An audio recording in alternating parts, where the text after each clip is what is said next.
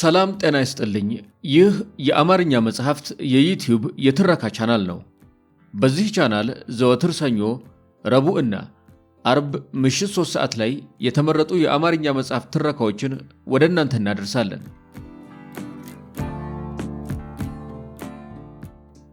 በዛሬው የትረካ ሰዓታችን አርአያ ተስፋ ማርያም በ2003 ዓ.ም ለህትመት ካበቃው ከህወሓት ጓዳ ከተሰኘው መጽሐፍ ውስጥ ያገኘናቸውን ያልተሰሙ የጌታቸው አሰፋን ታሪኮችና ሌሎችም ጉዳዮችን የዳሰሰባቸውን ምዕራፎች እንደዚህ አሰናዳ ነው። ትረካውን ማድመጥ ሲጀምሩ ቪዲዮን ላይክ ማድረግዎን አይርሱ። ቻናላችንን ሰብስክራይብ ካላደረጉ ሰብስክራይብ በማድረግ የቻናላችን ቤተሰብ ይሁኑ። እስከ ትረካው ማብቂያ ድረስ አብራችሁን ቆዩ።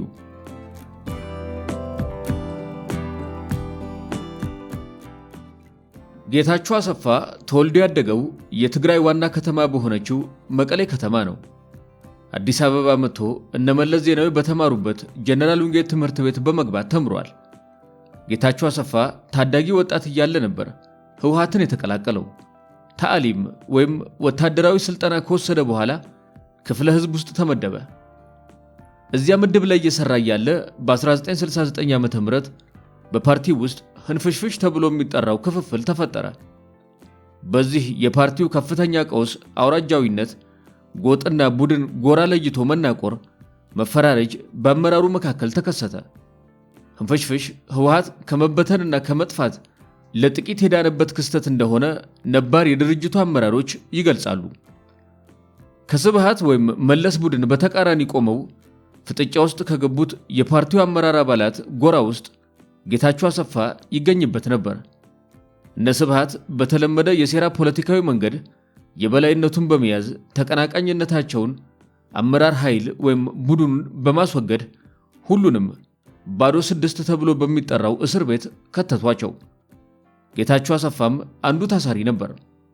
በወቅቱ እስረኞቹ አመራር አባላት በሙሉ ሲረሸኑ ከግድያው የተረፈው ጌታቸው አሰፋ ብቻ ነበር።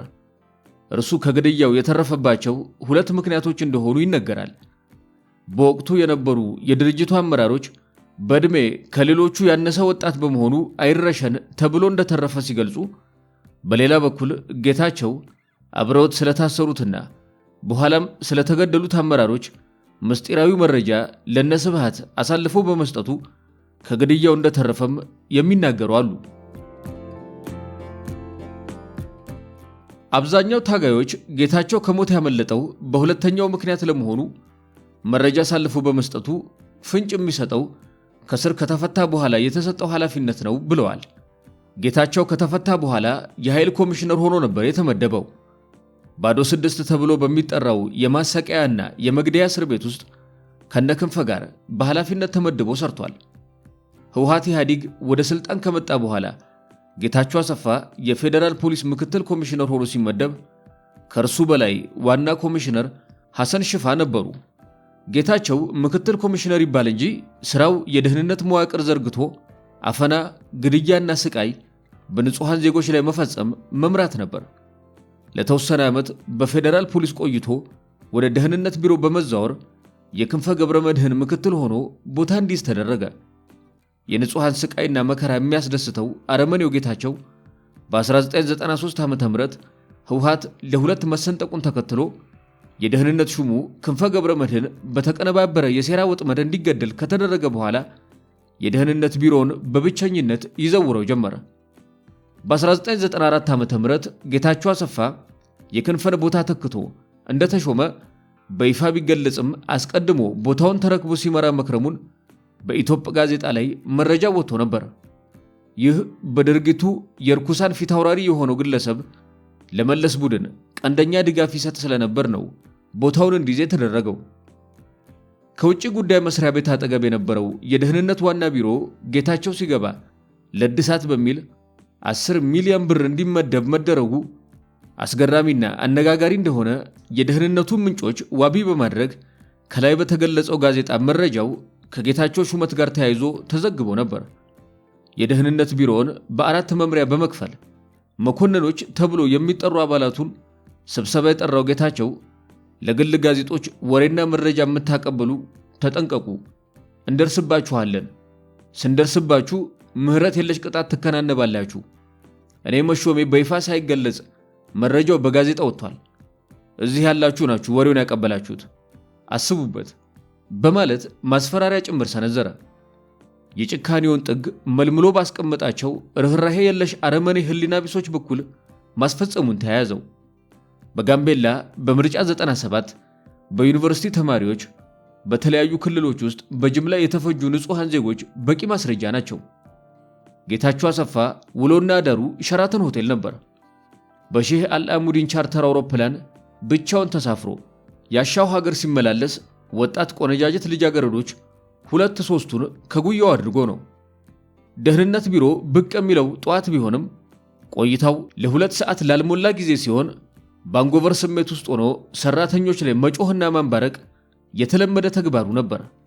ሀደራ የሚባል ቀና የደህንነት መስሪያ ቤቱ ባልደረባ ከለውጡም በኋላ ስራውን የቀጠለና በሙያው ብቻ የሚያገለግል ጌታቸው ከሚያንባርቅባቸው ይጠቀሳል። ሀደራ መጸዳጃ ቤት ሲገባ ጌታቸው ስልክ ደጋግሞ ይደውልለታል። 10 ጊዜ ያለማቋረጥ ሲደውልበት ብስጭት የሚለው ሀደራ መጸዳጃ ቤት መጠቀም አንችልም ማለት ነው ብሎ ሲጠይቀው ጌታቸውም አለቃህ መሆኔን ወቅ፣ ግዴታ ነው ስልክ ማንሳት የሚል የንቀት መልስ ይሰጠዋል። ሀደራ በብስጭት ብዛት ስኳር ታማሚ የሆነው በጌታቸው ነው ይላሉ በቅርብ ጉዳዩን የሚያውቁ። ይህ የደህንነት አባል በምሳሌነት ተጠቀሰ እንጂ ስቃይና ፍዳ በጌታቸው የሚቆጥሩ ብዙ ናቸው።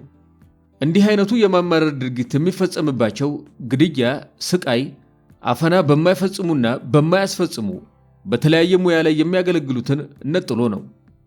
በጨለማው ዘመን የሀገሪቱ ፈላጭ ቆራጭ ሆነው ጌታቸው አሰፋ በሸራተን ውድ ዋጋ ካላቸው ብሉ ሌብል መጠጥ አንስቶ የተለያዩ ምግቦችን ሲጠቀምና ያሻውን ሲጋብዝ ድንቡሉ አይከፍልም።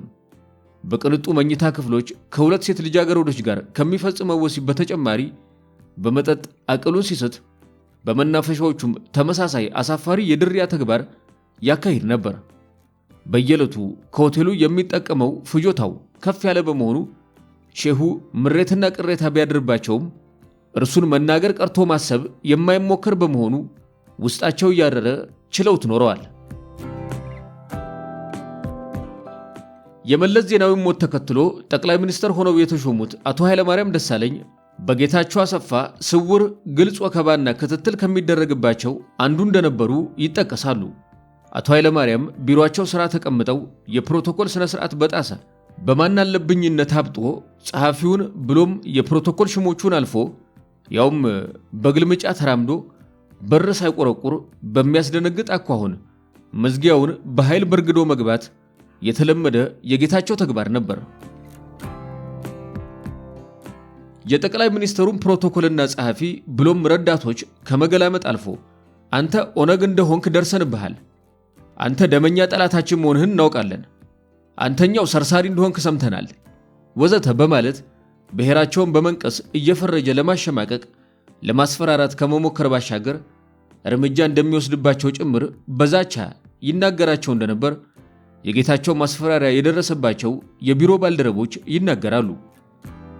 የጌታቸው አሰፋ ጠባቂዎች በውጭ ሀገር ኮማንዶ የሰለጠኑ ሰፋ ያሉ ማንነታቸውን ለይቶ የማያሳውቅ ጥቁር መነጽር የሚያጠልቁ ባረመኔ ገዳይነትና አጥፊነት ተወዳዳሪ የማይገኝላቸው ከመሆናቸው ባሻገር ጌታቸው በሸራተን ይሁን በየትኛውም በሚንቀሳቀስባቸው ቦታዎች አተኩሮ የሚመለከተው ሰው ከገጠማቸው ጊዜ ሳያጠፉ ሰውየውን በመከታተል አፍነው ወስደው የግድያ እርምጃ ይፈጽሙበታል። በቁጥር ቀላል የማይባሉ ሰዎች ጌታቸው አተኩሮ ስላያቸው ብቻ ተወስደው ተረሽነዋል፣ ደብዛቸውም እንዲጠፋ ተደርገዋል።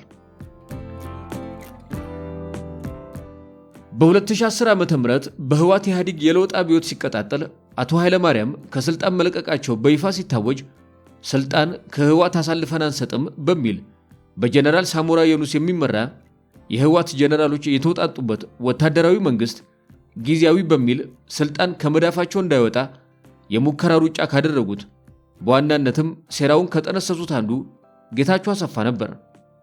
ጉዳዩ ከቁጥጥራቸው ውጭ እንደሆነ ሲያውቁ ግን ሳይወዱ በግድ እጅ ለመስጠትና በዶክተር አብይ አህመድ ለሚመራው መንግስታዊ አስተዳደር ለማስረከብ ተገደዋል። ጌታቸውና ህዋቶች መጀመሪያ ላይ ዶክተር አብይን የተቀበሉት ይምሰሉ እንጂ እርሱ የሚመራው የደህንነት ተቋም ስውር ካሜራዎችን በጠቅላይ ሚኒስትሩ ቢሮ በመጥመድ ጠቅላይ ሚኒስትሩን ለማስገደል የጥፋት ሙከራ ከማድረግ አልቦዘንም። የለውጡ ቡድን ፊት አውራሪ ብልህና ቆራጥ በመሆናቸው በተሾሙ በጥቂት ቀናት ውስጥ ሳሞራና ጌታቸውን ከኃላፊነታቸው በማንሳት ስልጣናቸውን የተረጋጋ እንዲሆን አድርገዋል። ሰኔ 16 2010 ዓ.ም በመስቀል አደባባይ ለጠቅላይ ሚኒስትር አብይ አህመድ የድጋፍ ሰልፍ ሲካሄድ ጌታቸው ከስልጣኑ ቢነሳም በዘረጋው ተቋማዊ መዋቅርና በደህንነት መስሪያ ቤቱ በነበሩ አባላቶች አማካኝነት አብይ ላይ ጥቃት ለመሰንዘር አቅዶ እንደነበር የተለያዩ ፍንጮች ታይተዋል። አብይ መስቀል አደባባይ በደረሰበትና ለህዝብ ሰላምታ እያቀረበ ባለበት ቅጽበት ሁለት ሙሉ ሱፍ የለበሱ የትግራይ ተወላጅ የሆኑ የደህንነት አባሎች ከመድረኩ ጀርባ ከነበሩ ጠባቂዎች ጋር ግብግብ ፈጠሩ። ሁለቱ ሰዎች ከደህንነት መስሪያ ቤቱ ተልከን የመጣነን በማለት ወደ መድረክ ለማለፍ ያደረጉት ሙከራ እንቅፋት የገጠመው በአብይ አህመድ ጠባቂዎች ነበር። ወቅቱ ብዙ የህወሓት ቅሪቶች በየተቋሙ ያልጠሩበት በመሆኑ ተጠርጣሪዎቹ የጥበቃ አባላት ሁለቱ ደህንነቶች የታጠቁትን መሳሪያ ፈተው እንዲገቡ፣ ያን የማያደርጉ ከሆነ ግን ቦታውን ለቀው እንዲሄዱ በማስጠንቀቃቸው የጌታቸው ዕቅድ ሊከሽፍ ችሏል።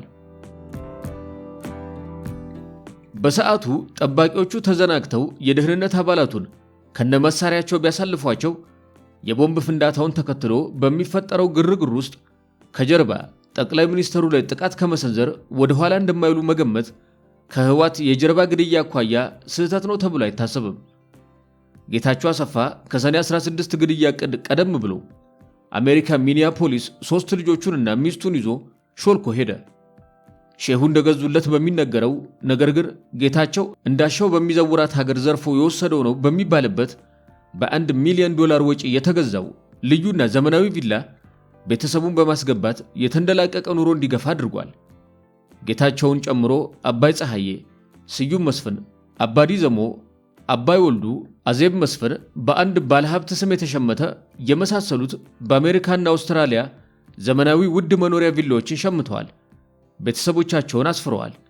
የገንዘብ ምንጩ በብዛት በሼሁ ስም ይመካኝ እንጂ ከዚች ድሃ ሀገር መዝብረው ያሸሹት የደም ገንዘብ ውጤት መሆኑ ግልጽ ነው። በህወሓት ክፍፍል መለስ ዜናዊ በሐሳብ የሞገቷቸው እነ ገብሩ አስራት መቀሌ በተካሄደው ስብሰባ ከመባረራቸው አስቀድሞ በድምፅ ብልጫ የሚያሸንፉ ከሆነ እርምጃ እንዲወሰድባቸው ትዕዛዝ ሰጥተው ነበር። ይህንን ጭካኔ የተሞላበት አስደንጋጭ ውሳኔ የደህንነት ሹሙ ክንፈ ገብረ መድህን ያውቀው ነበር ወይ የሚለውን እርግጠኛ መሆን ባይቻልም በ13ቱ ማዕከላዊ ኮሚቴ አባላት ላይ ግድያውን እንዲያከናውኑ የተመደቡት የመለስ ዜናዊ የቅርብ ዘመድ የሆኑት ሙሉጌታ ዓለምሰገድና ጌታቸው አሰፋ ነበሩ። እነ ጌታቸው ታጋይና በቤተ መንግስት ውስጥ የመለስ ዜናዊ ጠባቂ ሆነው የሚሰሩ 15 ገዳይ ስኳዶችን በመመልመል ለብቻቸው አንድ ክፍል ተለይቶላቸው ምግብና አስፈላጊው ነገር እየገባላቸው ለግድያው ብቁ እንዲሆኑ በከፍተኛ ጥንቃቄና በምስጢር ሲያዘጋጇቸው ነበር። በወቅቱ በኢትዮጵያ ጋዜጣ ላይ አቶ መለስ ከህወሓት በወጡ አመራሮች እነ ገብሩ አስራት ላይ ሞት ደግሰው ነበር የሚል ጽሑፍ ለንባብ ማብቃቴን ተከትሎ ከዚያ በፊት በአካል አግኝቻቸው ከማላውቃቸው አረጋሽ አዳነና ገብሩ አስራት ጋር በቀጠሮ ተገናኝተን ተነጋግረናል። እነርሱ በጊዜው የመረጃውን እርግጠኝነት አምኖ ለመቀበል ቢከብዳቸውም እኔ ግን በግድያው ዕቅድና በኋላ መለስ በህገወጥ መንገድ በጉባኤው ላይ ከፓርቲው ተቀናቃኞቻቸውን በማባረራቸው ውጥኑ ሳይተገበር እንደቀረ እርግጠኛ ነበርኩ። ከተወሰነ ዓመታት በኋላ አቶ ገብሩ አስራት መጽሐፋቸውን በአሜሪካ ሲያስመርቁ አንድ አጋጣሚ ተከሰተ። መለስ ዜናዊ በታመሙበት ወቅት አብሯቸው ቤልጅየም ብራሰልስ የነበረ አንድ ጠባቂ የጠቅላይ ሚኒስትሩን ሞት ተከትሎ በዚያው ወደ አሜሪካ ተጉዞ ነበር። ይህ ሰው ገብሩ አስራትን አግኝቶ ያኔ የክፍፍሉ ወቅት በነጌታቸው አሰፋ አስተባባሪነት 15 ሰዎች ለብቻችን ተለይተን ለቀናት በአንድ ቤት ውስጥ እንድንቀመጥ ተደርገን ነበር። እናንተን እንደምንገድል ሲነገረን ሁላችንም ግድግዳ ተደግፈን አለቀስን ሲል የመለስ ዜናዊን ዕቅድ አረጋግጥላቸው። አቶ ገብሩም ወደ እኔ ስልክ በመደወል ቀጠሮ ይዘው ስንገናኝ አረአያ ያኔ አንተ ልክ ነበርክ፣ እውነትም መለስ ሞት ደግሶልን ነበር። ይህንን እኛን ሊገሉን ተመልምለው ከነበሩት ታጋዮች መካከል አንዱን አግኝቼ አረጋግጫለሁ። በጊዜው የጻፍከው ትክክል እንደነበር ለናረጋሽ አዳንና ለሌሎቹም እነግራቸዋለሁ ነበር ሲሉ ግርምታቸውን ገልጸውልኛል። ጌታቸው ከእንዲህ አይነቶቹ ትላልቅ ጥፋቶች እስከ ትናንሽ ግድያዎች ድረስ እጁ አለበት። ላለፉት 27 ዓመታት በዚህች ሀገር ላይ የተፈጸሙ ግድያዎች፣ ዘግናኝ የሰብአዊ መብት ጥሰቶች፣ አፈናና የመደፈር ጥቃቶች ጀርባ ይህ የርኩሳን መናፍስት አለቃ በግልጽም ይሁን በተዘዋዋሪ ተሳትፎ የጎላ ነው። በለውጡ ማግስት ጠቅላይ ሚኒስትር አብይ አህመድ በመንግስታዊ መዋቅራቸው ውስጥ ፈጣን ሹምሽር በማድረግ ጌታቸው አሰፋንና ጀነራል ሳሞራ ዩኑስን ከኃላፊነት አነሱ።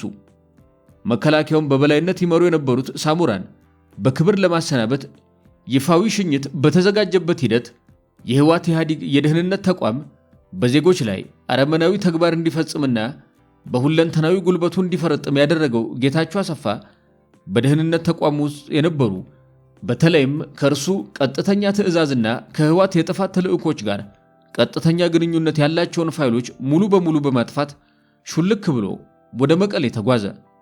ጌታቸው ይህንን ሲያደርግ የደህንነት መስሪያ ቤቱ አባላት አለቃቸው ከኃላፊነቱ መነሳቱን እንኳን አላወቁም ነበር። ይህ እጁ በንጹሐን ደም የጨቀየ ሰው በተቻለው መጠን ቀሪው የኢትዮጵያ ህዝብ በቅጡ እንዳያውቀውና በምስል እንዳይለየው በደህንነት ተቋም ውስጥ የነበሩ የእርሱ ፎቶዎችን በሙሉ አጥፍቷቸዋል። በተለያዩ ማህበራዊ ሚዲያዎች ላይ የተለቀቁት ጥቂት ፎቶዎች ቆየት ያሉና ከአንዳንድ ግለሰቦች የተገኙ ናቸው። ተክላይ ጻኢ፣ ተስፋዬ መረሳና አዲስ አበባ ፖሊስ። ተክላይ ጻኢ ባዶ 6 እስር ቤት ውስጥ ብዙ ታጋዮችን በአሰቃቂ ሁኔታ የገደለ በቅርብ ጓደኞቹ ጭምር ዘግናኝ ግፎችን ይፈጽም የነበረ አረመኔ ሰው ነው። ተክላይ ከድል በኋላም ቢሆን በፌዴራል ፖሊስ ውስጥ ሆኖ በማዕከላዊ ወንጀል ምርመራ ይደርሱ የነበሩ አረመኔያዊ ድርጊቶችን በዚህች ሀገር ላይ እውን ሲያደርግ የቆየ ነው። በ1996 ዓ.ም በኦነግ አባልነት የተጠረጠረ መርካቶ ጉራንጉር መንደሮች ውስጥ የሚኖር አንድ ግለሰብ በደህንነቶች በተደረገበት ክትትል የኦነግ አባል መሆኑ በመረጋገጡ እንዲያዝ ደህንነቶቹ ተክላይ ጻኢ ለሚመራው የፌዴራል ፖሊስ ጸረ ሽብር ግብረ ኃይል ሪፖርት አደረጉ። እንዲህ አይነቱን የተጨበጠ ማስረጃ አግኝቶ ይቅርና ወትሮም ቢሆን በዘር ፍረጃ በርካታ የኦሮሞና የአማራ ተወላጆችን ሲያፍን፣ ሲያስር፣ ሲያሰቃይ፣ ዘራቸውን ሲያመክንና እድሜያቸውን ሲያሳጠር የነበረው ተክላይ በርካታ አባሎቹን ይዞ ተጠርጣሪው አለበት ከተባለው እጅግ አስቸጋሪ ጉራንጉር መንገድና በዛ ያሉ በርጅና ያዘመሙ ቆጥ ቤቶች ከታጨቁበት ስፍራ ደረሰ። ይህ ጠባብ መንገድ መኪና የሚያስገባ ባለመሆኑ እነ ተክላይ ከመጡበት የፖሊስ ፓትሮል ወርደው በእግር ወደ ተጠቆሙት አድራሻ ሲያመሩ ተፈላጊው የኦነግ አባል ከሚኖርበት የቆርቆሮ ቤት ቀድሞ ስለተመለከታቸው በያዘው ከባድ መሳሪያ ወይም መትረየስ ተኩሱ ከፈተ። በተኩሱ የተወሰኑ የፖሊስ አባላት ሲገደሉ፣ ጥቂቶቹ የመቁሰል አደጋ አጋጠማቸው።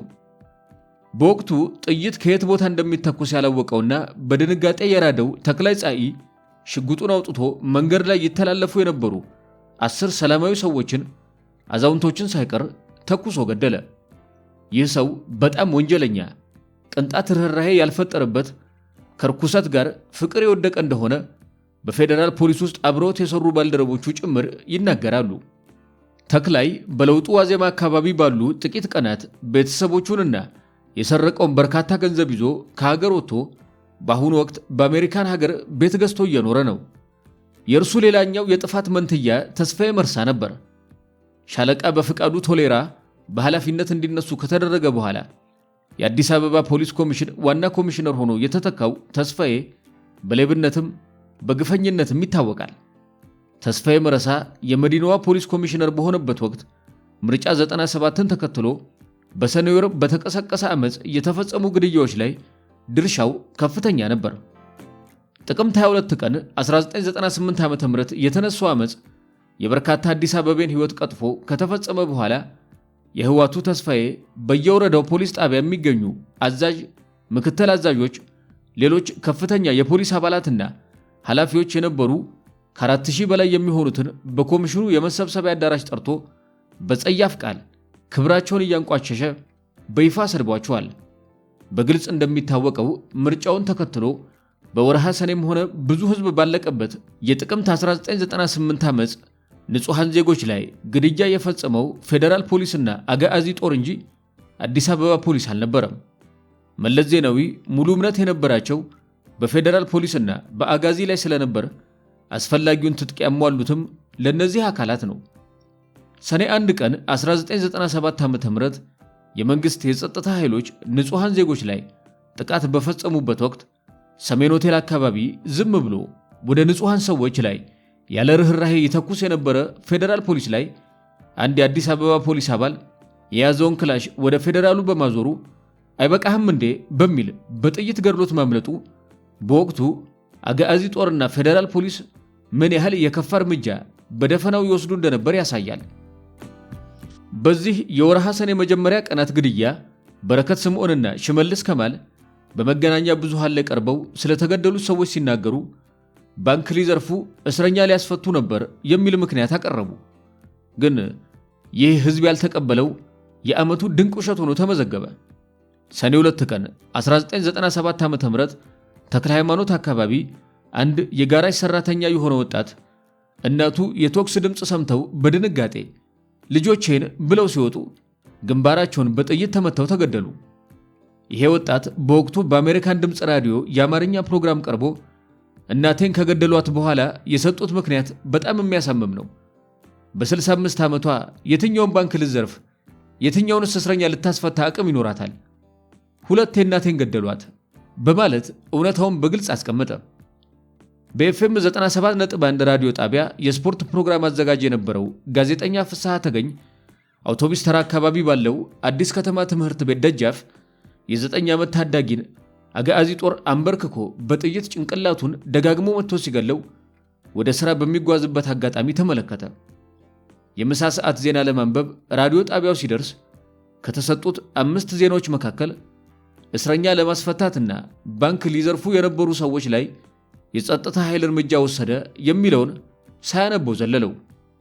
ዜናው ባለመነበቡ በነበረከት ስምዖን ማስጠንቀቂያና ወቀሳ የደረሰው የኤፍኤም 97.1 ኃላፊ የነበረው ጎርፍነ ይመር ዜናውን ለምን እንደዘለለው በጠየቀው ወቅት ፍስሐ ተገኝ የ9 ዓመት ልጅ ተንበርክኮ አናቱ በጥይት ሲነደል እያየሁ ባንክ ሊዘርፉ የወጡ ናቸው የተገደሉት ብዬ ለማንበብ ህሊና አይፈቅድም የሚል ምላሽ ነበር የሰጠው። ይህንን ምላሽ ተከትሎ ቆፍጣናው ጋዜጠኛ ፍስሐ ተገኝ ከስራው ከተባረረ በኋላ እንገልሃለን የሚል ዛቻ ሲደርስበት ሀገር ጥሎ ለመሸሽ ተገደደ።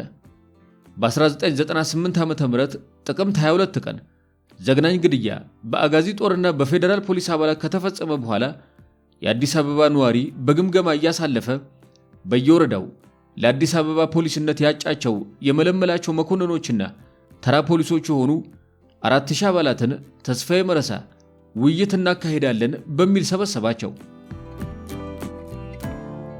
ፖሊስ ገለልተኛ አካል ነው ቢባልም ሕጉን በሚጣረስ መልኩ የኢህአዴግ ከፍተኛ ሥራ አስፈጻሚ የሆኑት በረከት ስምዖን ነበር ስብሰባውን የመሩት። በወቅቱ የሚሰማችሁን አስተያየት ግለጹ መባሉን ተከትሎ አንዳንድ የአዲስ አበባ ፖሊስ አባላት መንግስት ከመጠን ያለፈ እርምጃ ወስዷል በማለት ሲናገሩ በረከት ስምዖን ደግ አደረግን፣ እኛም ከሞት የተረፍነው ይሄ መንግስትም ከመውደቅ ሄዳ ነው በእናንተ ሳይሆን በፌደራል ፖሊስና አጋዚ ልዩ ጦር ነው። የአዲስ አበባ ቦዘኔ የእናንተን መሳሪያና ትከሻችሁን ተደግፎ ነበር ድንጋይ የሚወረውረው። ስለዚህ ከዚህ በኋላ ከቅንጅት ኃይልና ከጠላቶቻችን ለይተን አናያችሁም የሚል አሳፋሪ ምላሽ ሰጠ። ይህ ከሆነ ከጥቂት ቀናት በኋላ እነዚህ የአዲስ አበባ ፖሊስ አባላት መካከል መኮንኖች ወደ ሁርሶ፣ ተራ ፖሊሶች ደግሞ ቦሌ ወደሚገኘው መስሎ የጦር ካምፕ ስልጠና በሚል እንዲገቡ ተደረገ። ፖሊሶቹ ማሰልጠኛ ከገቡ በኋላ ለስፖርት በሚል ሌሊት አስነስተው ተራራ ያስሮጧቸዋል። ከዚያ መልስ በክፍል ትምህርት የካድሬ ስልጠና እንዲሰጣቸው ተደርጓል።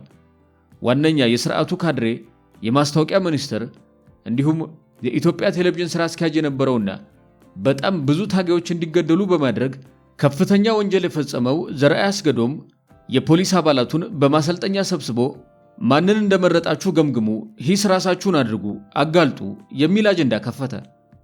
ማንኛውም ሰው ምርጫ የመምረጥ መብት እንዳለው ሁሉ የመረጠውን ለመናገር የማስገደድ ስልጣን ፍርድ ቤት እንኳን የለውም ቢባልም ይሄ ወረቀት ላይ የሰፈረውን ነገር ተዉትና እያንዳንዳችሁ ተነስታችሁ የመረጣችሁትን ተናገሩ በማለት ለሳምንታት እንዲሰቃዩ የተደረጉትን የአዲስ አበባ ፖሊሶች ዘርአይ ደጋግሞ አስፈራራ። በዚህ ግምገማ ፖሊሶቹ ኢህአዴግን ነው የመረጥነው ቢሉ ተቀባይነት አያገኙም። ከዚህ ይልቅ ጸጥታ እንዲከበር አላደረግንም፣ ከቅንጅትና ከጥፋት ኃይሎች ጋር አብረናል እንዲሉም ይገደዱ ነበር። ስልጠና ተብየው የማሰቃየትና የማሸማቀቅ ስራው ለ2 ወራት ነበር የዘለቀው።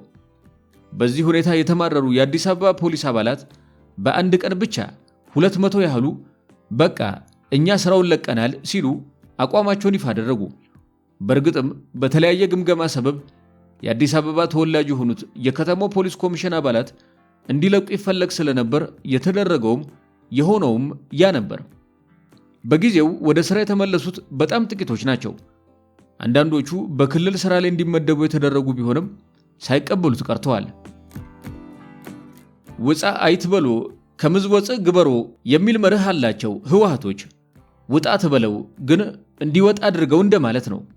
የአዲስ አበባ ልጆችን ከከተማዋ ፖሊስ ተቋም የማጥራት ዘመቻ ፈጻሚው የአዲስ አበባ ፖሊስ ኮሚሽን ዋና ኮሚሽነር የነበረው ተስፋዬ መረሳ አዲስ አበባ ውስጥ ህገወጥ የጥቁር ገበያ ወይም የውጭ ገንዘቦች ምንዛሬ ይካሄድባቸዋል በሚባሉት ፍሎሃ፣ አሜሪካን ግቢ፣ ኢትዮጵያ ሆቴል፣ 4 ኪሎ፣ ፒያሳ፣ ለገሃርን ጨምሮ በሁሉም ስራው በስፋት በሚካሄድባቸው ቦታዎች ላይ በአንድ ቀንና በተመሳሳይ ሰዓት ዘመቻ አካሄደ።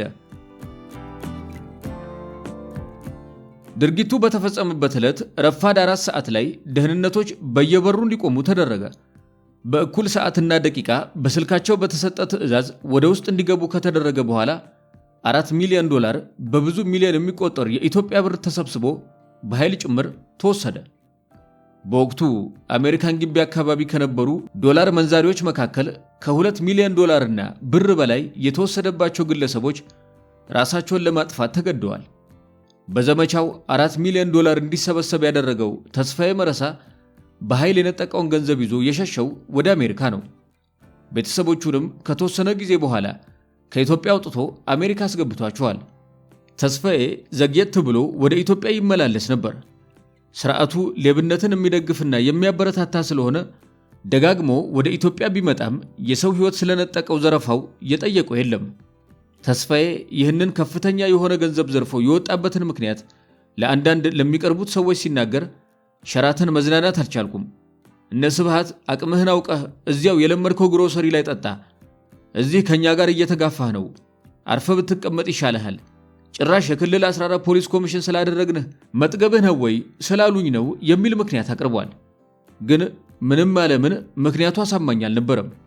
በዚህ መልክ $4 ሚሊዮን ዘርፎ የሄደው ተስፋዬ መረሳ እጅግ አረመኔ፣ ገዳይ፣ ታጋዮችን ከትጥቅ ትግል ዘመን አንስቶ በእስር ቤቶች ውስጥ ያሰቃይ የነበረ ጭካኔ የዕለት ተዕለት ተግባሩ የሆነ ሰው መሰል ነው።